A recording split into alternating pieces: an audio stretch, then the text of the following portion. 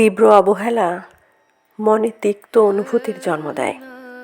ফলস্বরূপ পাহাড় সমান ভালোবাসা এতটাই ফিকে অসহ্য মনে হয় যে সেই মানুষটাই মন থেকে উঠে যায়।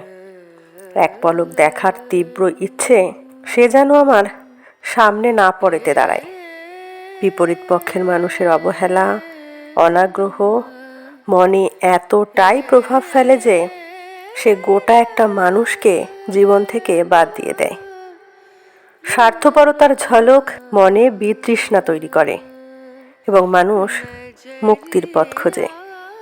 জুড়ে থেকে যদি দিনের পর দিন উত্তরোত্তর তিক্ততা বৃদ্ধি করে, তবে ইতি টানতেই হয় সেই সম্পর্কে। কারণ মন থেকে উঠে গেলেই আচরণের তিক্ততা, অনাগ্রহ, অজুহাত আসে। আর ভালোবাসলে জুড়ে থাকার কোনো কারণ না থাকা সত্ত্বেও মানুষ জুড়ে থাকে। আর অনুভূতি আচরণের মাধ্যমে বুঝতে হয় কে অনুভূতিতে জুড়ে আছে কিংবা কে অভ্যাসে। লেখা স্বরচিত। কেমন লাগলো আজকের কবিতাটি অবশ্যই কমেন্টে জানাবেন। ভালো লাগলে লাইক, কমেন্ট, শেয়ার করবেন। ধন্যবাদ।